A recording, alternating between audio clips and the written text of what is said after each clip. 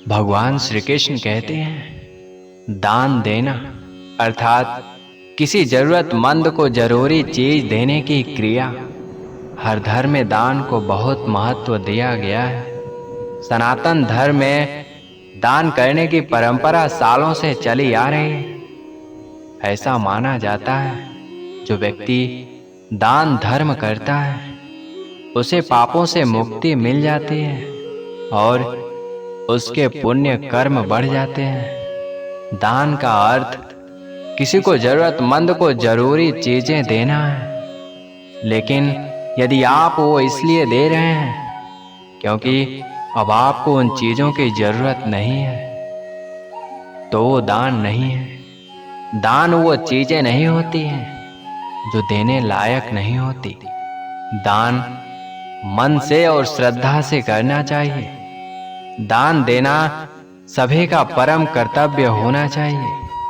हिंदू धर्म अनुसार जो व्यक्ति दान धर्म करता है वही संसार में सुख समृद्धि पाता है और मरणोपरांत मोक्ष को प्राप्त करता है। दान किसी भी जीव को दें, लेकिन जिसे देने के बाद आपको सुकून मिले और दूसरे को खुशी मिले, वो दान है। दान करना दिखावा नहीं होता है। कहते हैं न कि दान ऐसे करो, कि दान सीधे हाथ से करो तो बाएं हाथ को उसकी खबर भी ना हो। जो लोग फोटो खींचकर या वीडियो बनाकर दान देने का दिखावा करते हैं, वो दान नहीं है। जब आपको किसी व्यक्ति को या किसी जीव को देखकर मन में आवाज आए कि मैं इसकी मदद करना चाहता हूं, वो दान करने की सच्ची भावना है। दान का कोई मूल्य नहीं होता। दान किसी मूल्यवान चीज का किया जाए या किसी साधारण चीज का, ये कुछ मायने नहीं करता। दान देने की भावना और दान का कोई मोल नहीं होता है। मोल है तो उस मन का और उस भावना का जो व्यक्ति के मन में होता है। यदि कोई व्यक्ति पवित्रता से और सच्चाई से दान करता है, वो उस व्यक्ति का बड़प्पन दिखाता है। दान कई प्रकार के होते हैं। कोई आहार दान देता है तो कोई वस्त्र दान देता है। कोई सेवा दान करता है तो कोई कन्यादान को श्रेष्ठ मानता है और कोई गौदान को सर्वश्रेष्ठ मानता है। शास्त्रों के अनुसार कन्यादान बहुत बड़ा दान है और ये दान करने के लिए बहुत सब्र और बड़ा दिल चाहिए। इस दान में माता पिता अपनी पुत्री का कन्यादान उसके विवाह के समय करते हैं। बेटी के माता पिता के लिए ये पल वो पल होता है जिसमें वो कन्यादान करके जीवन का सबसे बड़ा कर्तव्य पूरा करते हैं। इस दान का अर्थ होता है कि माता पिता अपनी बेटी की खुशियों की जिम्मेदारी उसके होने वाले पति के हाथों सौंपते हैं। कई सोचते हैं कन्या कोई चीज है जिसका दान करते हैं। कन्या कोई चीज नहीं है, लेकिन वो माध्यम जरूर है जिससे ये सृष्टि, ये दुनिया चल रही है।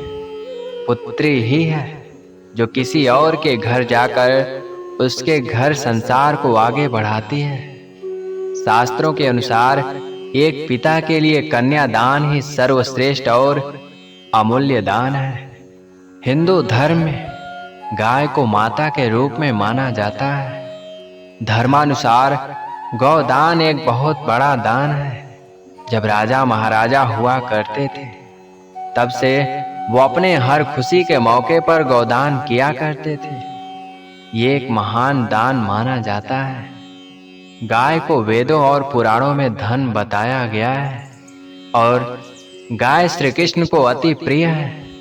ऐसा माना जाता है कि गौदान करने का लाभ व्यक्ति को मृत्यु के बाद प्राप्त होता है। ऐसा माना जाता है कि व्यक्ति मृत्यु के बाद वैतरणी नदी गाय की मदद से पार कर पाता है।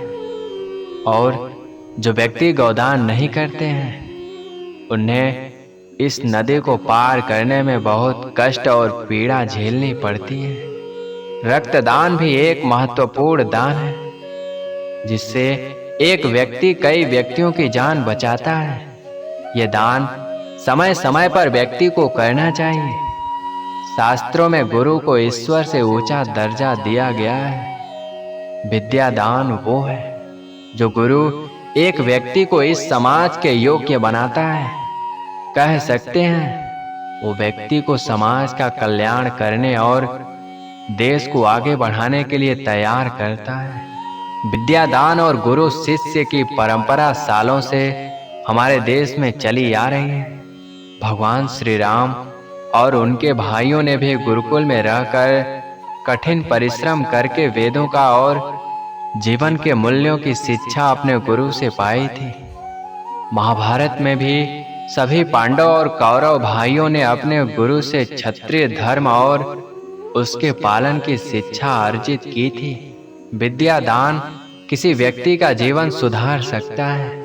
आज के समय में यदि कोई एक व्यक्ति किसी एक बच्चे को शिक्षा का भी भार उठा ले तो संपूर्ण मानव जाति और देश के विकास में उसका योगदान सराहनीय होगा।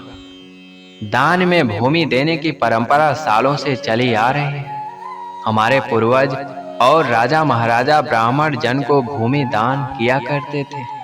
सामर्थ्यवान लोग अपने क्षमता अनुसार गौशाला, विद्यालय, अस्पताल आदि के लिए भूमि दान देते रहे हैं। भूमि दान भी एक बहुत बड़ा दान है, क्योंकि इसमें दान करने वाला व्यक्ति तो एक है, लेकिन उसके दान से अनेकों को लाभ मिलता है और उसका जीवन सुधर जाता है।